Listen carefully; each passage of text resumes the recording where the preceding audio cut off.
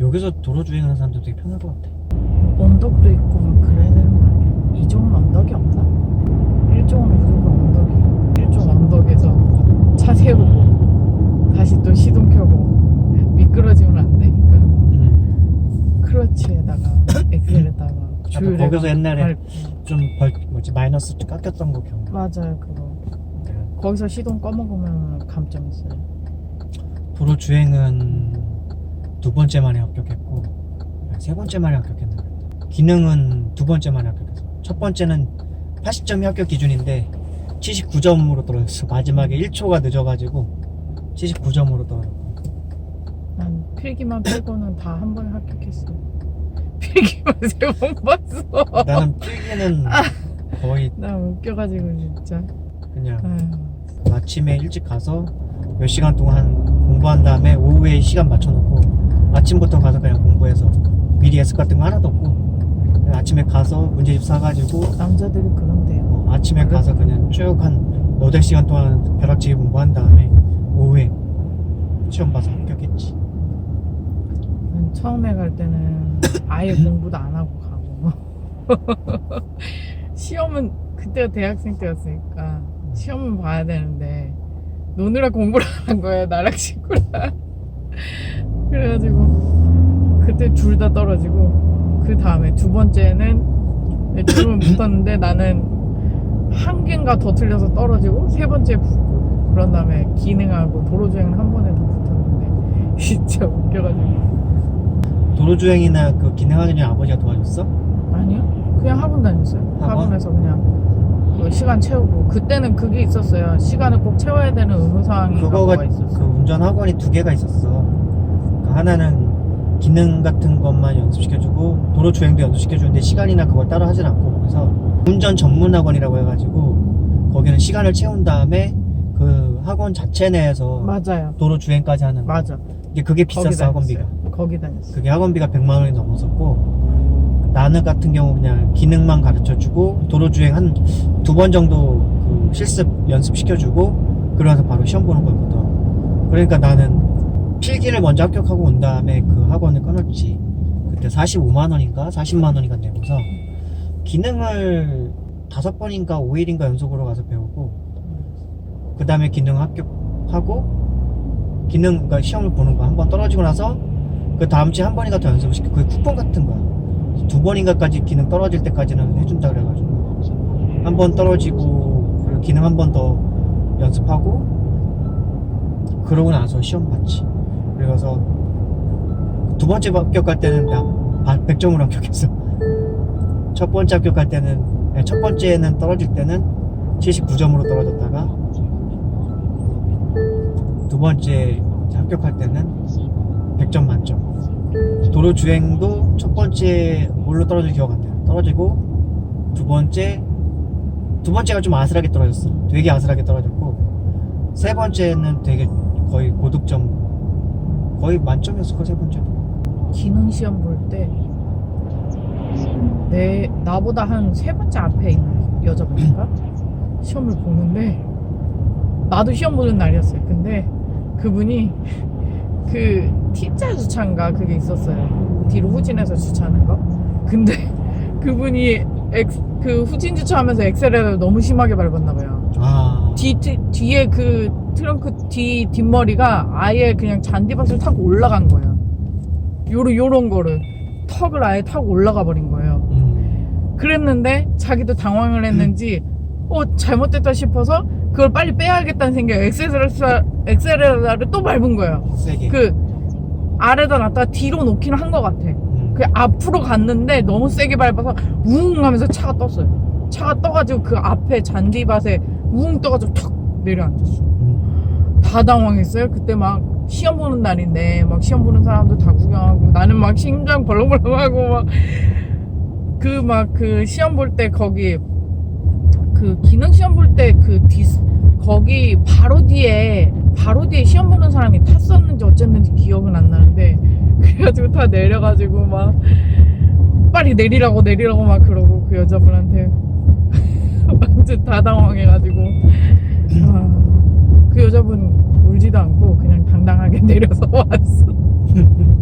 아무렇지 않은 막 덜덜덜 떨지도 않고 막 그랬으면은 나 후두거려가지고 주저앉았을 것 같은데 아무렇지 차 않게 보상이라던가 뭐 와. 그런 건 어떻게 됐어? 근데 뭐 차가 막 찌그러지고 그러진 않았어요. 바퀴만 타고 올라간 거라서 일종이니까 트럭이잖아요. 그러니까 이게 차체가 높잖아요. 그래서 진짜 웃겼어. 여기가 방아머리 선착장입니다. 원래 이 앞에서 뭐 낚시도 하고 막 그랬었어요. 근데 이제는 아예 막아버렸네요. 여기서 사고도 많이 나고 그랬었어요. 제가 그래서 그때 왔을 때도 차량 침수되고 그래가지고 제가 그때 그거 막 촬영도 하고 그랬었거든요. 그래서 유튜브에도 올렸었어요. 그거 바다에 잠긴 차량 막 그것도. 근데 여기라는 장소는 밝히지 않고 올렸었는데 워낙 여기서 사건들이 많이 일어나니까 그냥 막아버렸네요. 오랜만에 왔거든요. 되게 여기 낚시가 그렇게 막 잘 되는 곳은 아닌데 많이들 하시더라고요. 많이 근데 낚일 것처럼 보이니까. 근데 잘 안 낚여요 실제로. 한두 명이서 하면 괜찮겠다. 근데 한 너무 많아. 10명 가까이서 막 하니까 오히려 끝만 엉키고. 다닥다닥 붙어서 막. 여기 뷰가 조금 예뻐요. 예쁘죠? 여기도 다 뻘이네. 물이 다 전에 빠져. 우리도 여기 낚시 한번 할까 하다가 안 했지. 그때 막 시험 보는 사람들 다 막 놀래가지고 이게 막 가르쳐주는 선생님들이 있잖아요. 선생님들이 와가지고 괜찮다고 저런 실수는 침착하면 안 할 수 있다고 그래서 막 진정시키고. 그게 시험 처음 보는 사람들 앞에서 그렇게 사고가 일어나면은 그렇죠. 자기도 혹시라도 그렇게 될까봐. 그죠. 네, 여기가 방아머리 선착장 이제 지나왔고요. 이제 이 앞으로 쭉 가면은 시야 방조제길이 쭉 있고요. 저 앞에 이제 무슨 전망대 같은 게 하나 있는데 그게 달 전망대라 그래요. 거기에 올라가서 한번 보는 것도 괜찮습니다. 무료예요. 근데 일종으로 내가 면허를 땄거든요. 근데 차는 오토로 샀어요 그때. 차를 오토로 사가지고 오토로 아빠가 가르쳐줬어요. 그때 일종으로 딴 게 아빠가 그랬어요. 사람이 어떻게 어떤 상황이 벌어질지 모르니까 무조건 차 운전면허는 일종으로 따라. 어떤 상황에서 어떤 차를 몰고 네가 도망을 쳐야 될지 모르니까. 그러면서 막 그러니까 나중에 위기 상황에 대처하려면은 일종으로 딴 게 낫다. 오토는 어차피 금방 배우는 거기 때문에 굳이 따로 뭐 오토로 따갈 필요가 없다. 그렇게 해가지고 그래서 일종으로 딴 거예요. 일종 보통으로 따고 차는 아빠가 그래도 일종 보통으로 따긴 했지만 그게 평상시에 운전하기 힘드니까 이제 오토로 구매를 하고 아빠가 따로 배워줄게. 그런 다음에 아빠가 그냥 한번 동네 한 바퀴 쭉 돌고 좁은 길을 돈 거예요. 좁은 길 돌면서 요런 데 조심해야 되고 이런 거 얘기해주고 주차하는 거 그런 거 알려주고 그랬어요. 아빠가 그게 일렬 주차였거든요. 그 골목 한쪽으로만 주차를 하는 거니까 사이에 주차하는 거랑 없는 데 주차하는 거랑 그런 거를 꼼꼼히 얘기해줬어요. 이럴 때는 여기 벽을 봐야 되고 뭘 봐야 되고 하면서 한 바퀴 돌리고 두 바퀴 돌리고 막 이런 거를 얘기해줬었어요. 그래서 그렇게 해서 좀 좁은 길 몇 번 이렇게 돌아다니고 그 다음에 주차하는 거 몇 번 가르쳐줬어요. 그게 끝이었어요. 아빠가 요렇게 하면 되니까 조심만 하면 된다고. 빨리 할 필요 없고 천천히 보면서 하면 된다고. 그러면서 근데 어차피 이렇게 해도 운전 처음이니까 조금씩 긁히고 뭐하고 하는 거는 어쩔 수 없다고. 그러면서 조심조심 하는데 뭐 긁힐 수도 있다 그렇게 얘기를 했었어요. 아빠가. 그러면서 타고 다녀라 그랬는데 나는 거의 긁히는 거 별로 없었어요. 엄마가 다 타고 나가 사고 쳐가지고 막 담벼락에 긁어먹고 막 어디 학교 가서 학교 쪽에는 좀 넓잖아요. 대학교 같은 데는 거기 가가지고 운전하러 갔다가 아빠는 체육대회 했었어요. 회사에서 체육대회 하는데 엄마가 같이 갔죠. 거기 가서 아빠는 체육대회 하니까 엄마 할 일이 없잖아요. 그래서 거기 그 캠퍼스 올라가는 도로길 거기가 간단하게 돼 있으니까 그거 타고 운전하다가 중앙에 화단이 이렇게 돼 있었어요. 도로 가운데. 여기는 중앙 이렇게 뭐 이런 저런 철로 돼 있지만 거기는 화단으로 이렇게 구분돼 있었는데 거기에 바퀴 빠져가지고 아빠한테 전화해가지고 아빠가 회사 직원들 데리고 와가지고 들어가지고 차 빼내고 난리가 났었어요. 그러니까 다른 사람하고 접촉사고는 엄마가 안 냈는데 혼자 막 들이받고 막, 그나마 다행이지. 응, 막 담벼락에 들이받고 막 난리가 났었어요. 그래가지고 막 찌그러지고 코너에 들이받고 막 그랬어. 그래야지. 그 차가 그때 3년 후에 반납하는 조건으로 새 차를 뽑은 거예요. 그때 프로모션이 있었어요. 그게 그래가지고 3년 후에 반납하는 걸로 해서 그게 1,000만 원인데 300만 원을 깎아주는 거예요. 나중에 반납하는 조건으로. 그럼 700만 원에 쓰다가 700만 3년 원에 산 거죠. 그럼 반납을 해야 되는 거야 700만 원에? 700만 원 사고 나중에 3년 뒤에 뭐 폐차가 됐든 뭐가 됐든 상관없이 그냥 반납만 하면 되는 거였어요. 반납하면 내 차 아닌 거잖아. 응, 그죠. 그렇게 해가지고 그렇게 해서 산 거였는데, 그러니까 그 후에 그러니까 또 그게 있었던 것 같아요. 그냥 구매할 거면 얼마를 내면 뭐 구매가 된다 뭐 그런 게 있었던 것 같아. 그래가지고 어차피 아빠는 생각을 한 거죠. 어차피 얘네가 3년을 타면 엄마랑 나랑 3년을 타면 이게 거의 망가질 것이다 생각을 했던 것 같아. 그래가지고 3년 뒤면은 이제 익숙해지니까 뭐 다른 뭐 중고차를 사든 뭘 사든 그렇게 생각을 했던 것 같아요 아빠는. 그래가지고 그걸 했는데 완전히 진짜 아빠의 예언대로 3년 뒤에 거의 차가 거지 만신창이가 되는 거야. 폐차까지는 아닌데 막 이쪽 찌그러지고 저쪽 찌그러지고 난리가 난 거죠. 그랬는데 이제 그 차 이제 어느 정도 익숙해지니까 아빠가 다른 차를 이제 알아볼까, 아니면 너무 엄마가 운전을 해가지고 아예 차를 없애버릴까 막 그 찰나에 그거를 반납하려고 했는데 거기서 그 프로모션에 담당했던 직원이 아무도 없다는 거예요. 다 바뀌어가지고. 그래서 그 프로모션 그 내용 자체가 아예 안 남아있다는 거예요. 그래가지고 우리 아빠는 난 반납할 거다. 그럼 어떻게 해야 되냐 그랬는데 거기서 그냥 반납하지 마시고 그냥 타시죠 그러고.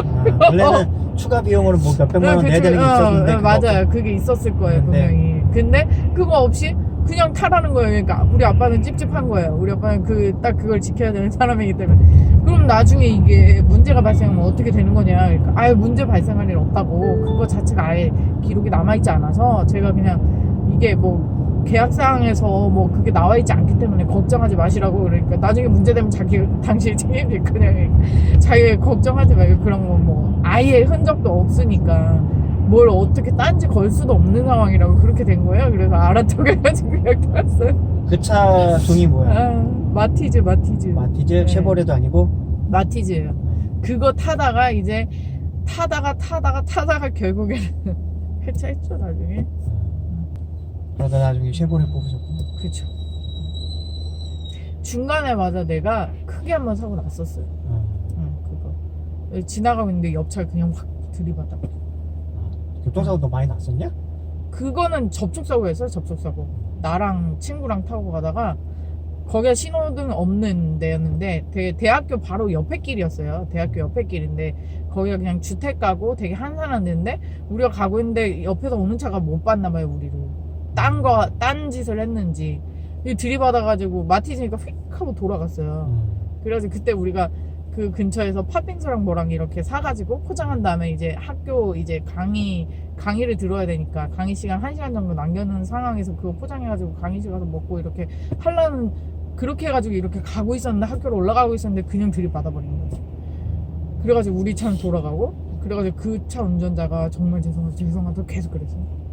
그래서 나랑 친구랑 병원을 갔죠. 병원을 간 거예요. 그러니까 그 차가 자기가 잘못했으니까 병원을 그래도 가야 될 것 같다고 그래가지고 병원을 갔는데 그때 막 팥빙수가 포장돼 있었잖아요. 근데 팥이랑 뭐랑 막 다 뒹굴어가지고 막 옷에 다 묻고 난리가 난 거예요. 근데 우리 엄마 아빠가 그러니까 접수가 났으니까 나는 전화를 해야 될 거 아니에요. 전화했는데 우리 엄마 아빠가 왔는데 엄마가 그걸 피로 착각을 한 거예요. 그래가지고 아이고, 그래서 막 통곡을 한 거예요. 막 날 보고 내 바지를 막 이거 어떻게 그러면서 막 그 팥 가지고. 왜냐면 피가 굳으면은 검정색으로 변하니까. 근데 난 너무 웃긴 거야. 근데 그 오기 전에 이미 그 병원에서 진찰을 해보고 막 촉진도 해봤는데 별로 이상이 없었어요. 뭐 그냥 살짝 먹는 것도 없었어. 그냥 뻐근한 정도밖에 없었거든요. 그래가지고 엄마! 그러니까 계속 아이고 가만히 있어봐 그러면서 막 계속 보는 거예요. 어떻게 그러면서 막 여기 묻은 데를 막 계속 보는 거예요. 그러면서 막 의사 선생님도 어이가 없어가지고 아니 어머니 진정하시고 아유 진짜 안 되지 막 그러는 거야. 엄마 이거 팥빙수야 팥빙수. 그러면서 막 그러니까 아이 팥빙 그러다가 말이 못하는 거야. 잊지를 못하는 거야 갑자기.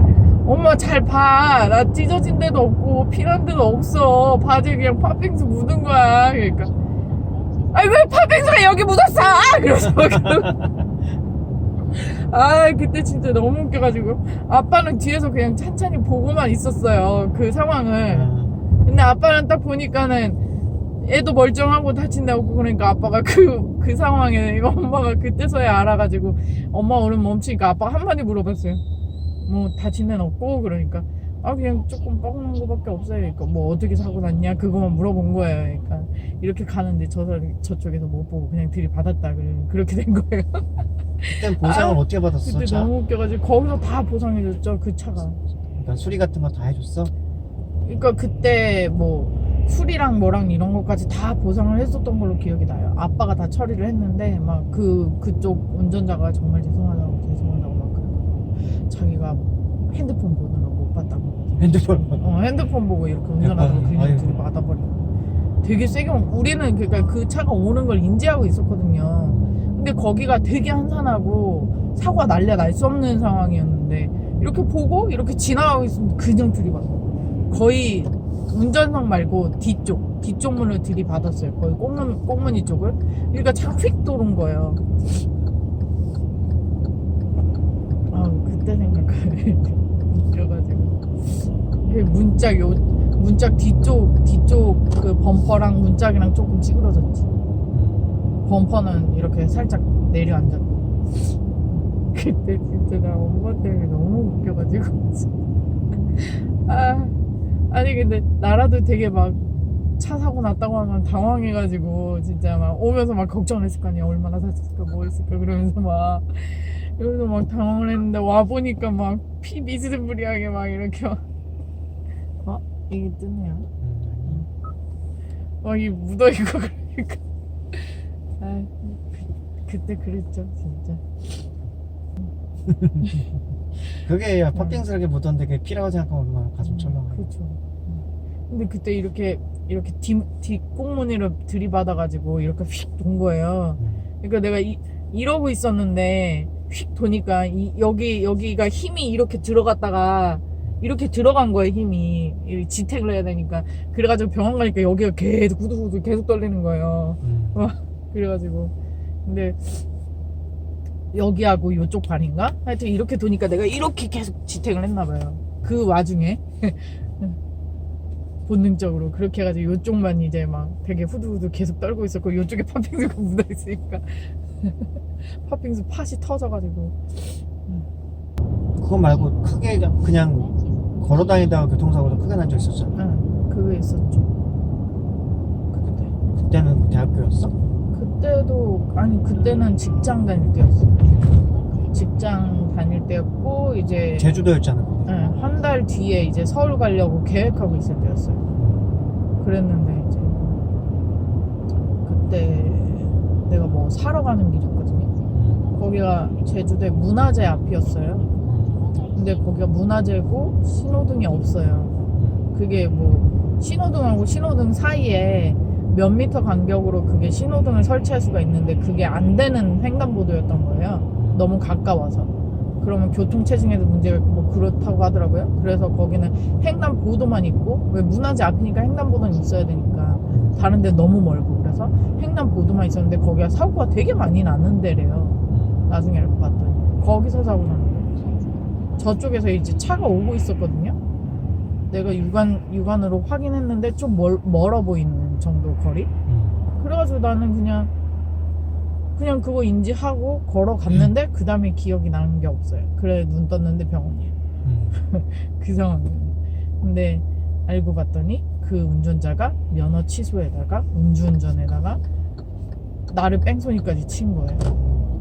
그런데다가 거기가 횡단보도가 신호등이 없는 횡단보도에다가 문화재 앞이고 또 하나가 더 있었어요. 하여튼 7가지 과실이고 하여튼 중첩이 돼가지고 그 사람이 무조건 처벌을 피할 수가 없는 그런 상황이 된 거예요. 나라에서도 보상을 해줘야 되는 상황이 돼버린 거고 근데 그 사람한테 보상을 못 받았다고 했지 그때? 그치. 근데 나라에서 좀 보상 해주고 있어가지고. 그게 7대인가 뭐 과실이 뭐 다 해당이 되면 나라에서도 보상이 나온다고 하는 거였어요. 문화재 앞이고 그게 뭐 다 연결돼가지고 왜 나라에서도 보상을 받을 수 있는 게 됐고 보험사에서도 보상을 받을 수 있는 그게 됐어요. 그래가지고 그때 보상을 받았죠. 나라에서도 받고 보험사에서도 받고. 근데 그쪽에서는 받았죠. 결국은 그분은 실형을 살았고 합의가 안 돼가지고 그때 좀 크게 났죠 사고가. 한쪽 다리가 완전 골반뼈 부러지고 무릎에 금 가고 꼬리뼈에 금 가고 그래가지고 거의 한 달 반 동안 누워있었으니까.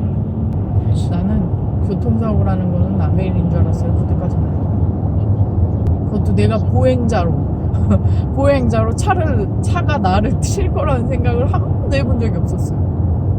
그냥 차를 그러니까 대학교 돼서 이제 그냥 그 면허 따가지고 운전할 때는 차가 차를 받아가지고 그런 거는 생각을 했지 내가 보행자인데 차가 와서 들이받을 거라고 생각도 못했어. 진짜.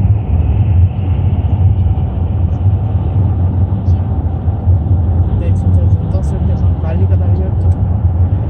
다 와 있었어요. 막 외가하고 친가하고 다 와가지고 막 완전히 그냥 시장통이었어 시장통. 나중에 내 친구 제일 친한 친구가 왔지 민규 와가지고 걔가 원래 눈물이 별로 없는 애인데 완전히 그냥 얼굴에 막 눈물이 그렁그렁 해가지고 막. 또 내가 딱 깨어나자마자 말한 게 내 다리가 안 움직여 막 그랬으니까 얼마나 진짜 얼마나 그랬을 거예요 정말. 그랬는데 병원 가니까 그날따라 또 막 위급한 환자들이 많았나 봐요. 그래서 내가 그냥 간이베드에 누여서 온 상태였던 것 같아요. 실신한 상태로 들어왔대요. 나중에 들어보니까. 그래가지고 눈 떠보니까 막 아빠랑 엄마가 아니 왜 환자를 이렇게 해놨냐, 지금 얘가 급해 죽겠는데 얘가 지금 죽을지 살지도 모르는데 그러면서 막 그렇게 따지고 있고 막 외삼촌하고 막 외숙모는 막 나 눈 뜨니까 괜찮냐고 그러고 막 다른 사람 눈 떴다 빨리 의사 선생님 듣고 막 이러고 막 와 정신이 없는데 나는 그 와중에 눈을 딱 떴는데 다리가 감각이 없는 거예요. 그냥 그 상황이 딱 내 다리 안 움직여 이렇게 된 거예요. 그러니까 다들 막 완전히 막 쇼크 상태에 빠진 거지. 그런 다음에 이제 내가 토를 했나? 하여튼 그랬어요. 그러니까 이렇게 뚱 떨어졌는데 어깨로 떨어진 다음에 머리가 그 다음에 이렇게 바닥에 들이받았대요. 목격자 말에 의하면 붕 떠가지고 떨어졌는데 어깨 먼저 떨어지고 그 다음에 머리 떨어지고 그 다음에 몸이 이렇게 떨어졌다는 거예요. 그런데 그러니까 막 머리가 울렸는지 계속 토를 했어. MRI 찍고 막 CT 찍고 막 그러고 가는데 그때 친한 친구가 같이 따라갔거든요 엄마랑. 그랬는데 막 그 모습 보고 울더라고 친한 친구.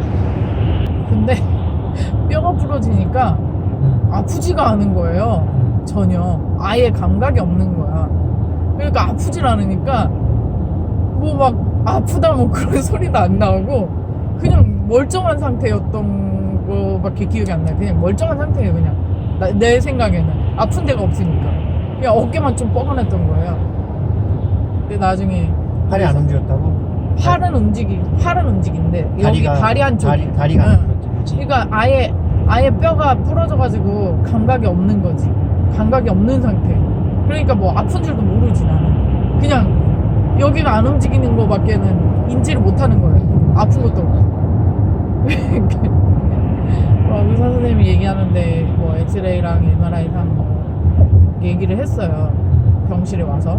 그러면서 골반뼈 골절에다가 그 다음에 무릎 쪽에 거기에 금 갔고 꼬리뼈에 금 갔고 하면서 얘기를 하는 거예요. 그래서 통기부스를 해야 되고 지금 머리 쪽은 지금 뇌 쪽이 뭐 압이 상승하거나 뭐 그런 거는 아직 없는데 나중에 뇌출혈이 있거나 뭔가 부어오르면은 그때는 다시 봐야 되니까 주기적으로 뭐 MRI를 찍을 거다 뭐 이런 얘기를 계속 했어요. 그러면서 막 했는데 그걸 들으니까 내가 되게 심각한 상태구나 그걸 그때 인지한 거예요.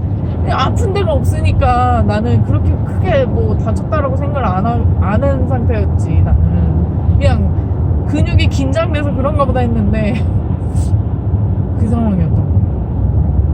근데 아픈 데는 하나도 없고 다 풀어져 있으니까 감각이 없으니까.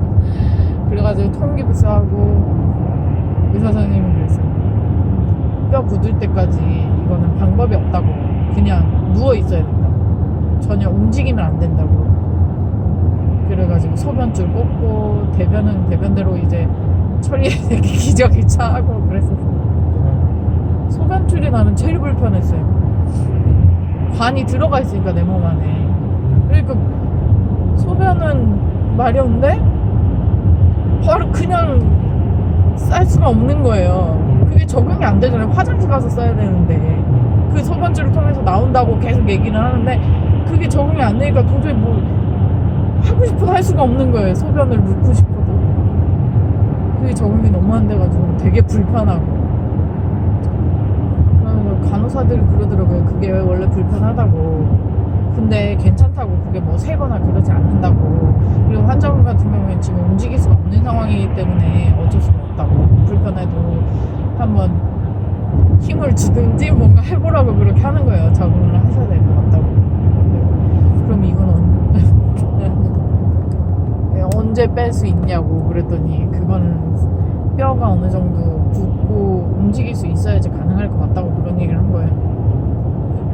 아, 그때 너무 힘들었어. 근데 엄마가 다 받았죠. 누워있는데. 아, 그때 제일 고통스러웠던 게 간지러운 거. 통기부스로 하니까 긁을 수가 없잖아요. 미치겠는 거야. 이게 뭐 겉으로 긁어서 뭐 그게 되는 게 아니잖아요. 완전 통기부스니까.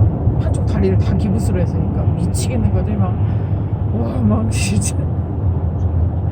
다른 데는 긁기라도 하지. 너무 힘들었어.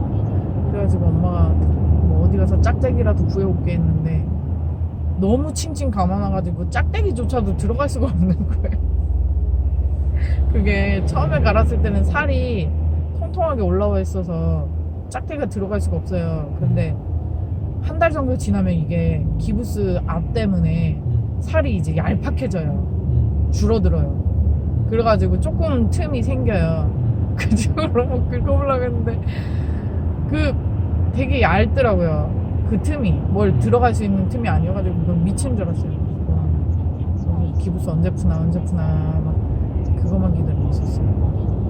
그때 기억으로는 막 하여튼 되게 길게 진단을 내렸어요. 이 사람이 나을 때까지는 6개월인가 뭐라고 했던 것 같아요. 6개월인지 3개월인지 모르겠는데 하여튼 그 의사가 한 달 반 만에 이렇게 일어나는 건 기적이라고 할 정도로 완전 내가 통뼈래요. 되게 통뼈라서.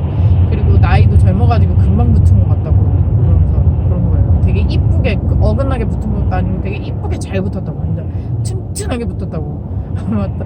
또 사고 나서 안 부러질 정도로 진짜 잘 붙었다고 그렇게 얘기하더라고요. 뼈가 부러졌는데 붙일 때 그 안에 뭐 철심 같은 거 심어? 아니면 아무것도 안 해요. 그냥 붙인 다음에 그걸 고정을 시킨 것 뿐이야? 그냥 통기부스로 계속 기다리는 거예요. 골반은 특히나 그걸 어떻게 할 수가 없대요. 내가 또 나이도 어리고. 아니 골반이 어긋난 거 말고 그냥 뼈가 부러졌다면서. 골반뼈가 부러진 거지. 아 골반 뼈가? 골반 자체 뼈가? 그래가지고 나는 또 여자잖아요. 그리고 젊고 나중에 애도 낳아야 되는 상황이고.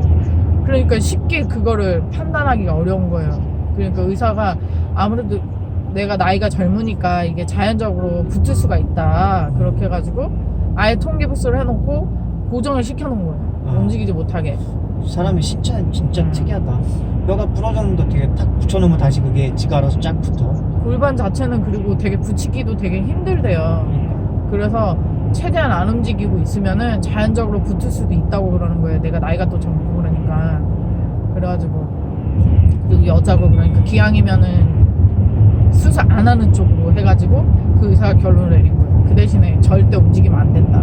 그래가지고 계속 누워 있었던 거예요. 한 자세로 계속. 이 옆으로 눕지도 못해. 그냥 진짜로 그냥 그대로 누워 있어야 돼.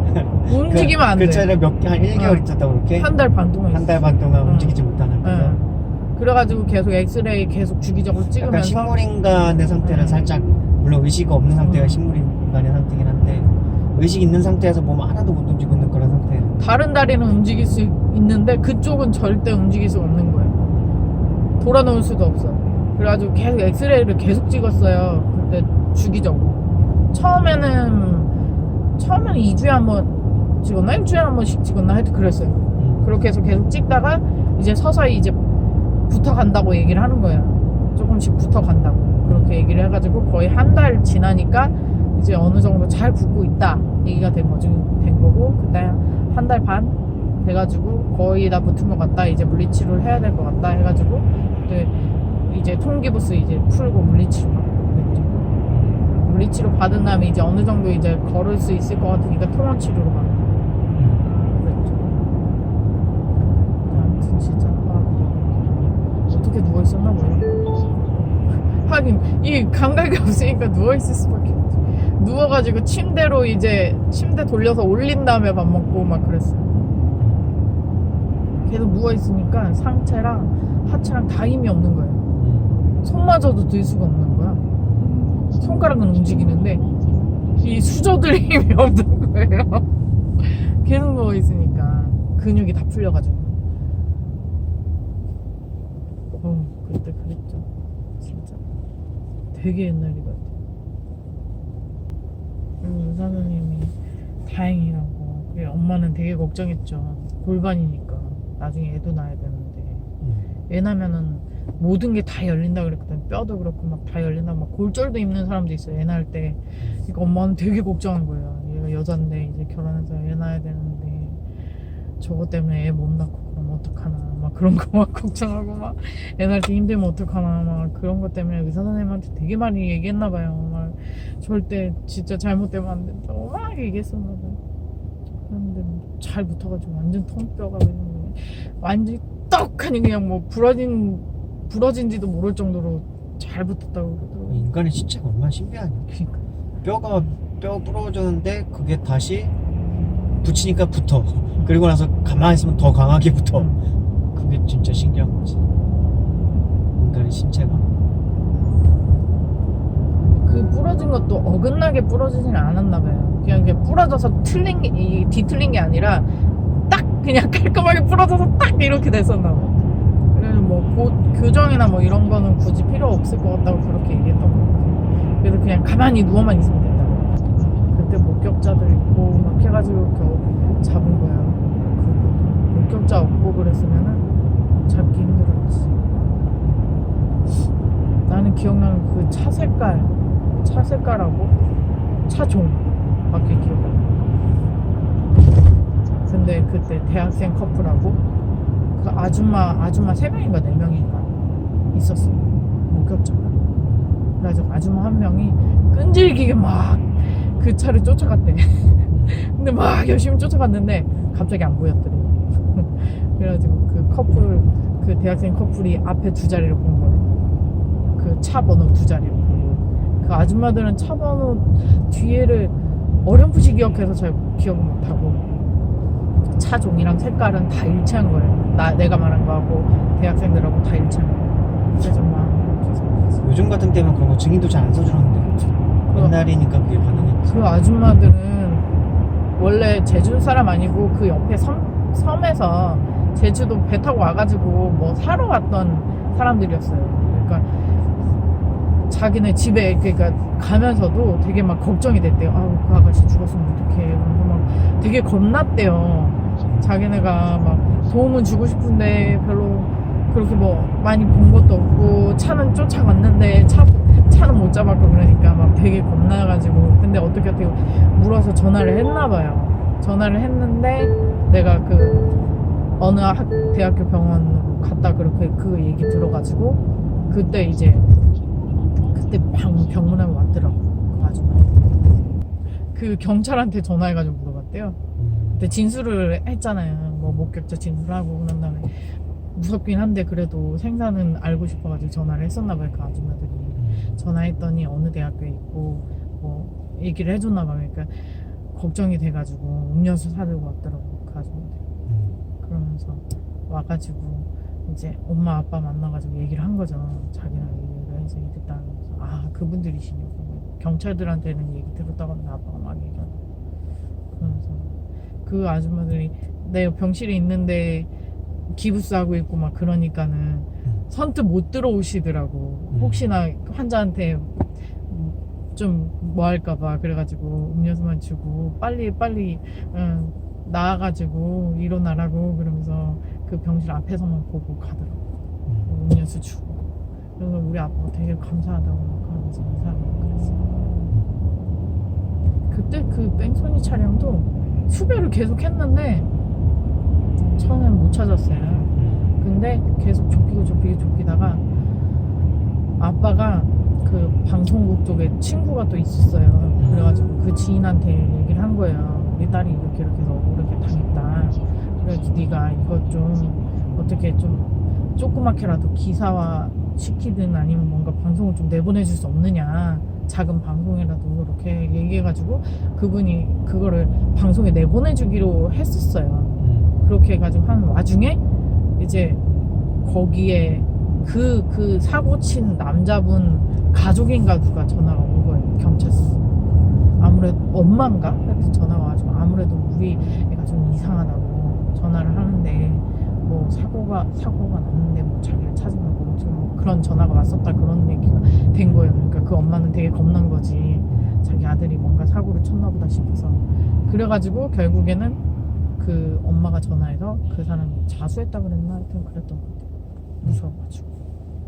자수했는데 알고 보니까 막 일용직 막 그런 거 직장 잘려가지고 일용직 그런 거만 겨우겨우 다니는 사람이었고 애가 아직 어린 상황이었고 근데 좀 사고를 많이 쳤었나 봐요. 그래가지고 막 음주운전에다가 면허 취소되고 막 그런 거를 얘기를 하더라고요.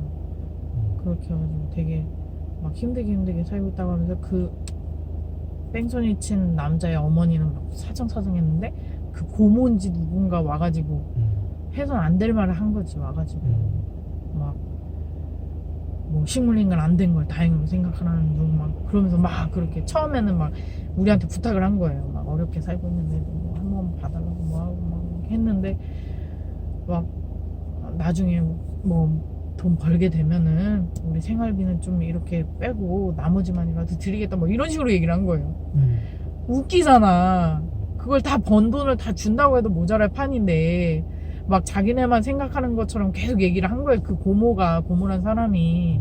그러니까 와가지고 사정하러 온 사람이 막 말하는 게 되게 이기적이게 얘기하니까 아빠가 너무 화가 나가지고 지금 말씀하시는 게 대체 무슨 말이냐고 그러면서 막 하여튼 되게 약간 그 고모가 되게 막대먹은 인간이었어요. 진짜로 막 얘기하는 게 그러다가 안 되니까 본색을 드러내는 거죠. 아니 식물인간이 안 된 걸 다행으로 생각하지? 뭐 이제 뭐라고 해? 그러면 우리가 풀칠하기 어려워 죽겠는데 뭘 어떻게 내놓으라는 거 막 이런 식으로 막 얘기를 했나 봐요. 아빠 수첩을 그때 보여줬었거든요. 아빠 그때 그 들은 걸 다 적어놨어요. 기록을. 그래가지고 요즘 같은 데만 핸드폰 딱 녹음기만 딱 누르기만 하면 돼. 아빠가 너무 괘씸해가지고 원래는 처음에는 그냥 합의만 되면 뭐 형벌 안 살고 뭐 그런 거 선처해 주려고 그랬어요. 근데 경찰 말로는 그게 중범죄에 해당이 된대요. 자동차 뺑소니만으로는 그게 아니라 문화재 앞이고 뭐 그게 그러니까 아무리 우리가 선처를 해줘도 그 문화재 앞이랑 뭐 이런 게 막 나라에서 그 정해놓은 그게 몇 개가 걸려가지고 결국에는 형을 살아야 되는데 선처하면 조금 줄여줄 수 있는 뭐 그런 게 있었나 봐요. 그렇지. 네, 그래가지고 했는데 아빠가 그래서 선처해 주려고 했는데 합의하러 온 사람이 적반하장식으로 그 고모가 그렇게 얘기하니까 아빠가 너무 열받아가지고 마음대로 하라고 우리 합의 안 해주겠다고 그렇게 얘기해버려. 그 사람 형 얼마나 살았어? 정확히 기억은 안 나요. 1년 넘게 산다고 했던 거는 같아요. 그래? 네, 1년 넘게 산다고 합의 못 했던 것 받았고 같은데 다리 부러졌고 그 경찰이 왔었어요. 그래가지고 어떻게 됐냐 뭐 했더니 뭐 그런 얘기를 해가지고 아빠가 수첩에 적은 것까지 다 보여주니까 합의하지 마시라고 이런 사람은 합의해주면 안 된다고 그렇게 얘기가 된 거예요. 그래가지고 그때 그 손해사정사라고 있어요. 되게 억울하게 교통사고 당하고 되게 애매하게 이제 상황에 걸려가지고 보상 받기가 힘들고 막 그런 사람들을 대변해서 해주는 사람들이 있어요. 수수료 정도만 받고. 그 사람 알아봐가지고 아빠가 이제 그분한테 이제 사정 얘기를 했더니 나라에서 받는 거는 나라에서 어차피 주는 거니까 받고 보험사에서 어차피 보상이 나올 건데 그쪽에는 뭐 실형을 살겠지만 그래도 지금 사고 당한 거 자체가 그 사람 때문인데 지금 나라나 보험에서 하는 거는 당연히 보험은 보험료를 내서 받는 거고 나라에서는 당연히 그게 중대 과실이 몇 개 포함돼서 받는 건데 그 사람한테 아무것도 못 받는 거지 않냐 그러면서 손해사정서 그 얘기를 하더라고요. 그러니까 아빠도 그럼 어떻게 했으면 좋겠냐 막 얘기하니까 그분이 그러면은 자기가 뭐 민사적으로 뭐 그런 거를 걸 수 있는 거를 해주겠다고 하는 거예요. 서류랑 막 해주고. 그러니까 우리 엄마 아빠가 내가 교통사고를 당했으니까 그쪽에서 받을 수 없는 거 그쪽에서 이제 병원비랑 뭐 이런 거 다 해줘야 되는데 그거를 해줄 수 거기서는 아예 뭐 배째라 이렇게 나오니까 그거를 이제 소송으로서 받아주겠다고 한 거예요. 그렇게 해가지고 민사소송 쪽으로 막 해가지고 우리 엄마가 나 간병한 거 병원비 뭐 이런 거 해가지고 나중에 받았어요. 어떻게 해가지고 그게 뭐 그쪽에서 나오는 건지 어디서 나오는 건지 모르겠는데 하여튼 받았어요. 그거를 한 3년 만에 받았나? 아마 그랬던 걸로 기억해. 되게 오래 걸렸어. 바로 받기는 힘들다고 하니까 엄마 아빠가 뭐 돈을 받는 것보다도 그 사람이 좀 죗값을 느꼈으면 좋겠다 그런 얘기를 한 거예요. 그래가지고 오래 걸려도 좋으니까 해달라고 해가지고 그렇게 해가지고 받았던 걸 기억해. 그래가지고 여기가 여기 푹 들어갔었거든요. 지금은 좀 덜 들어갔죠. 세포가 이제 죽은 세포가 점점 자라가지고 그래가지고 그것도 성형 수술비까지 해가지고 다 쳐먹었죠. 그 돈 그래서 다 받아냈어. 응, 민사소송에 그것까지 다 해가지고 받았죠. 형사로는 그 형도 살고. 응, 형은 어차피 살 수밖에 없는 상황이었어요. 나라에서도 그게 범죄에 해당되는 그게 형은 있어가지고. 형제로 살고. 응, 형은 형대로 살고 민사소송대로 해가지고 다 받았죠. 처음에 아빠는 그렇게까지 할 생각이 없었어요. 그냥 그 사람 뉘우치고 진짜 잘못했다 그러면 선처해달라고 해가지고 그렇게 할 생각이었어요. 아빠도 그런 사람이거든요. 쟤는 위안하는데 사람을 위하지 말자 그거였거든요. 아빠도. 그래서 되게 막 그렇게까지 하려고 한 게 아니었는데 그 사람들이 너무 적반하장으로 나오니까 아빠가 완전 열받아가지고 총동을 한 거지. 막 법대로 막 기록 다 해놓고 뭐대로 거의 걸 수 있는 거는 다 법적 테두리 안에서 걸 수 있는 건 다 했죠. 너무 화가 나서 그 식물인간에 완전히 아빠가 뚜껑이 열렸다고 했어요. 식물인간이 안 된 걸 다행으로 생각하라고. 그거는 나도 기억나네. 병실 앞에서 그 얘기를 했어. 그 사람, 그 여자가.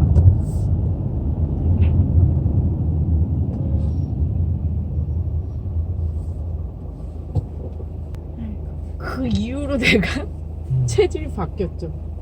원래 살 안 찌는 체질이었거든요. 거의 중학교 때부터 쭉 살이 안 찌는 체질이었어요. 40 몇 킬로였어요. 내가 45킬로 넘은 적이 없었어요. 키는 계속 크는데. 근데 그 이후로 뭔가 되게 몸에 변화가 많았어요. 이제 뼈가 엄마가 혹시 보약을 많이 먹인 거 아니야? 그쵸. 보약도 많이 먹이고 사골도 많이 먹이고. 그러니까 살이 쪘지. 근데 희한하게 뼈가 붙으려 그러니까 계속 뭐가 계속 땡기는 거예요. 계속 몸이 계속 뭔가 땡겨. 계속 먹는 거야. 의사 선생님이 얘기했었어요. 뼈를 붙이려면 잘 먹어야 된다고. 근데 아마 뼈가 붙기 시작하면은 계속 뭔가 계속 먹게 될 거라고 그러는 거예요. 계속 먹어. 뭔가 모르게 계속 땡기는 거예요. 그러다 보니까 살이 찌더라고요, 나중에. 근데 그것도 있어요. 좀 후유증이 있더라고요. 평상시 체력보다는 많이 떨어지더라고요. 그러니까는 막 거의 10시 지나면은 그냥 졸린 거예요.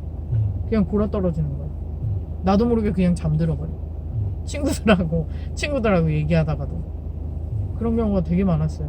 그때.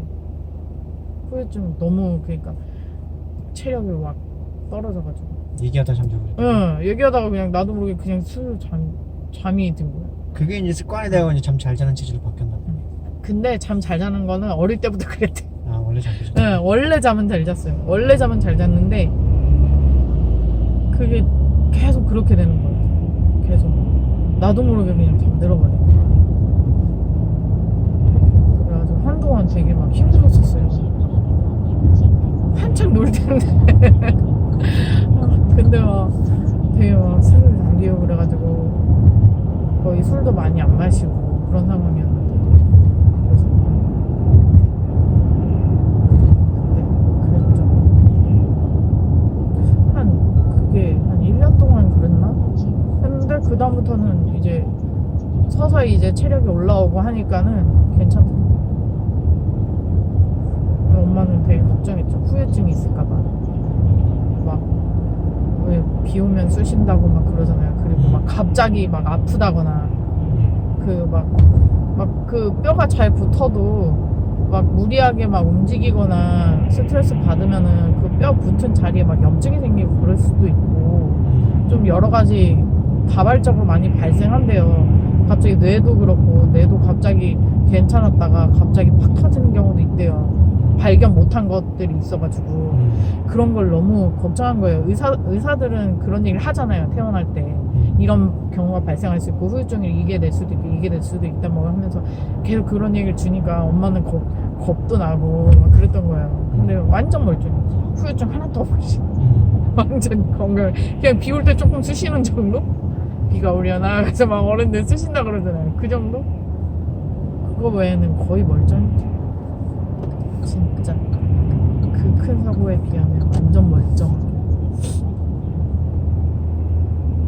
딱 그냥 좀 체력 저하된 거 말고 거의 없었어. 요새도 비 오면 조금 쑤시긴 하는데 뭐 거의 뭐 그냥 경미한 정도? 아프게 쑤시고 그래? 푹푹 쑤셔요? 그래? 그냥 뭐 근육통 비스무리하게 여기하고 이쪽 골반 쪽하고 가끔 그래. 가끔 계속 비 올 때마다 그러는 건 아니고 가끔. 방금 전까지 마눌님이 얘기한 이 스토리는 제목을 이렇게 달면 되겠어. 뭐야? 마티즈를 공짜로 얻고서 교통사고를 당했던 이야기 해가지고. 그래도 이렇게 회복된 게 어디예요? 정말 진짜 오죽하면 의사가 기적이란 얘기를 이렇게 했어 나한테. 아, 나 진짜. 아, 그때 막 몰래 걸어 다니다가 혼나고 물리치료 안 가려고 하다가 걸려가지고 혼나고. 아니 진짜 몰래 걸어 다닌 거는 그냥 병실에서 조금 앉았다 일어났다는 해도 된대요. 뼈가 굳었으니까. 근데 복도 걸어 다니거나 그러면 안 된다 그랬어요. 근데 너무 답답한 거예요. 그러니까 한 달 반을 누워 있었는데 이제 좀 걸을 수 있다니까 얼마나 그 답답했겠어요. 몰래 걸어 다니다가 의사 선생님한테 딱 걸려가지고 담당 의사 선생님한테 딱 걸려가지고 그런 거예요. 그러니까 아니 들어가려고요 이제. 그러니까 그렇게 걸어 다니면 안 된다고 그러면서 막 그런 거예요 의사 선생님이. 그러면서 그러다가 또 부러지면 어떡하려고 그래요? 그러면서 막 했다가 네 그런 다음에 다시 또 들어갔어요. 근데 그러니까 의사 선생님이 그러니까 너무 무리하게 하면은 힘이 드니까 그러니까 다른 데가 또 무게가 실려가지고 또 뭐 뼈에 금간대나 이런 데가 또 이게 벌어질 수 있으니까 걱정했던 거예요. 근데 그 후에 한 며칠 뒤에 이제 또 복도 나가려고 하다가 딱 걸렸어. 문 앞에서 걸어 다녀 괜찮아 이제 괜찮아. 대신에 막 뛰고 그러지 말고 천천히 걸어 다니라고. 천천히 그냥 한 발 그렇게 걸어 다니라고. 그렇게 걸어 다니고 물리치료는 너무 아픈 거예요. 이게 통기부스 해가지고 근육이 다 풀린 상태에서 물리치료 받으려니까 너무 아픈 거예요. 그리고 무릎을 이렇게 꺾어줘야 되거든요. 일자로 이렇게 통기부스 했으니까 굳어 있을 거 아니에요. 근육도 그렇고 뼈도. 그걸 꺾어줘야 되는데 연골이 부드럽게 움직여야 되는데 그걸 꺾으면서 물리치료를 받으니까 너무 아픈 거예요. 그게 너무 가기가 싫은 거예요. 근데 그걸 해야 되는데 그래가지고 한 번 진짜 안 받으려고 했다가 물리치료사 선생님 전화 와가지고 딱 걸려가지고 결국 울면서 물리치료 받았어요. 진짜 일부러 꺾어줘야 된다는 거예요. 근데 내가 이제 어느 정도 회복하고 병실을 옮겼는데 거기가 4인실이었는데 거기에 다 할머니 환자밖에 없었어요. 근데 보니까 비슷한 증상으로 다 모아놓은 환자들이었어요. 다 보니까 거기 있는 할머니들이 무릎 연골 수술 막 하는 그런 할머니들이었어요. 나도 이제 골반뼈랑 붙었으니까 이제 물리치료해야 되니까 그쪽으로 이제 한 방이 된 거지. 그 할머니들도 무릎을 꺾어야 되는데 되게 아파하는 거예요. 이게 진짜 아프거든요. 그냥 팍 꺾는 거예요. 한 번에. 그래가지고 그 연골이 한꺼번에 팍 늘어나면서 이제 늘어났잖아요. 늘어난 걸 이제 물리치료하면서 서서히 더 늘리는 거예요. 부드럽게. 그런 걸 해야 되는데 그 할머니들도 무서운 거야. 연골 치료했는데 이거를 팍 꺾으려니까 그게 너무 무서운 거야. 자기 스스로 하기도 힘들고. 근데 물리치료 선생님들이 그걸 얘기를 하거든요. 그걸 꺾어야 된다고. 안 그러면 무릎 못 쓴다고.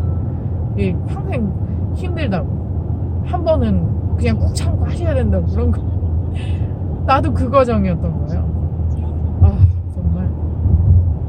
근데 나는 그 통기부스 푼 다음에 그게 통기부스 풀고 나서 다리가 일자로 돼 있었잖아요. 근데 이제 휠체어에 이렇게 내려줄 때 일자로 펴져 있는 다리를 들어서 내려줘야 되는데 거기를 안 받치고 그냥 내린 거야 나를. 그래서 그때 무릎 팍 꺾인 거야. 알고 봤더니 물리치료할 때 꺾을 수도 있지만 차라리 그렇게 하는 게 오히려 낫다는 거예요. 어차피 꺾어야 되니까. 엄청 놓았어요. 갑자기 그냥 확 꺾여. 그냥 힘이 없으니까 그냥 툭 내려간 거야. 그냥 무릎이 일자로 굳어있다가 완전 펑펑 울었어. 막 그 기공사라고 하거든요. 이 기부스 이거 잘라주는 사람.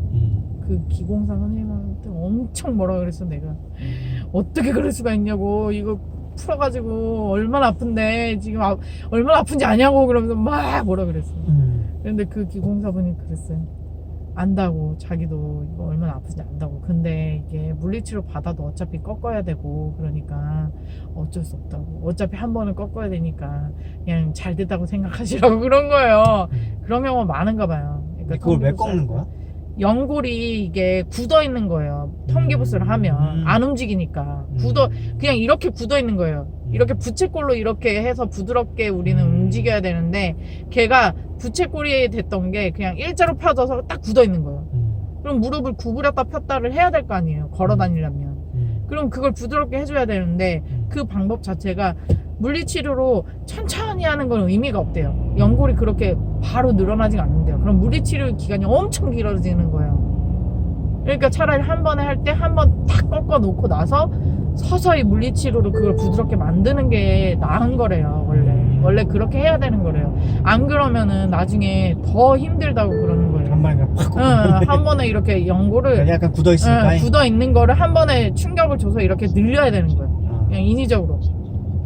그렇게 해야지만 물리치료 할 때도 편하고 물리치료 시간도 줄어들고. 오히려 그때 한 번 굳었기 때문에 연골이 더 뭐랄까 튼튼했던 한번 새거 연골을 만들어줬던 것 같아. 한번 그렇게 굳는 거. 그렇게 해가지고 와 진짜 너무 아픈 거예요. 정말. 그냥 멀쩡한 팔을 그냥 꺾었다고 생각할 약간 그런 느낌 같았어요. 정말. 이 팔을 그냥 반대로. 그런 것처럼 너무 아팠었어요. 악소리도 안 나고 그냥 눈물만 나왔어요. 그랬어. 어떻게 이러실 수가 있냐고 하면서 바로 기부스 풀었는데 어떻게 이럴 수가 있냐고 그러면 막 뭐라고 했지. 근데 다른 할머니들은 그거 못 꺾고 가지고 무서워가지고 그분들은 기부스를 한 게 아니라 연골 수술을 한 거잖아요. 그러니까 인위적으로 꺾어줘야 되는 거예요. 연골 수술한 다음에 인위적으로 꺾어주는 거야? 연골, 여기 있는 연골을 원래 있던 연골을 빼가지고 인공 연골을 집어넣은 거예요. 근데 인공 연골이 그게 늘어나가지고 들어갈 리가 없잖아요. 그러니까 그분들은 기부스를 할 필요가 없고 그냥 인공 연골만 넣었기 때문에 그 인공 연골을 부드럽게 해주는 과정이 필요한데 한 번 정도는 꺾어줘야 되는 거야. 근데 나는 기부스 풀면서 그분이 탁 해가지고 팍 꺾인 거고. 그래서 물리치료 받을 때는 그것만 부드럽게 계속 움직여주면 되는 상황인데 그 할머니들은 그 꺾는 과정을 해야 되는 거지. 근데 무서워서 못하는 거예요. 그러니까 정형외과 선생님들이 와가지고 그걸 해주겠다고 하는데 무섭다고 계속 그런 거예요. 근데 나이가 들면 들수록 그게 힘들대요. 물리치료 받아도 이게 계속 굳기 때문에. 할머니들은 이게 근육이 없다 보니까 힘이 없다 보니까. 근데 나는 젊으니까 한번 꺾어서 하면 계속 움직여주면 그게 활성화가 되면서 이제 근육이 나이 드신 분들 근육이 있으니까 금방 이게 부드러워진다는 거예요. 근데 그 할머니들이 너무 무서워하는 거지. 한 번은 병실에서 그걸 꺾었거든요. 어떤 할머니가 와 진짜 막 거의 병실 떠나가라 소리를 지르고, 아이고 그거 이것도 아니에요. 진짜 악소리를 냈어 할머니. 정말.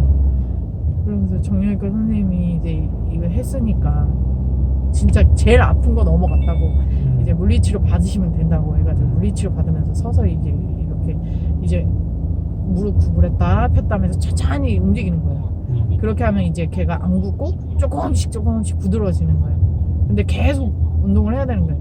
할머니들은 그러니까 물리치료를 그렇게 해도 좀 오래 받아야 된대요. 근육이 없다 보니까. 근데 나는 한번 꺾이고 물리치료 받고 이제 어느 정도 되니까 통원치료를 받은 거지. 그리고 난 젊으니까 일상생활을 많이 할 거 아니에요. 계속 움직이고 그러니까 회복이 빠르대요. 근데 할머니들은 그게 아니니까 되게 오래 받는다고 하더라고. 나는 진짜 내가 진짜 물리치료 받기 싫어서 막 병실에서 계속 움직이고 계속 무릎 구부렸다 폈다 계속 그러고 그랬어요. 물리치료가 너무 아팠거든. 물리치료도 선생님 그랬어. 물리치료 너무 아프고 받기 싫으면은 병실에서 계속 구부리고 앉아 있거나 폈다가 구부렸다 계속 하시라고. 그러면은 금방 좋아진다고. 그럼 나는 인공관절이 아니잖아요. 원래 있던 거니까. 그때 정말 너무 아팠어 진짜.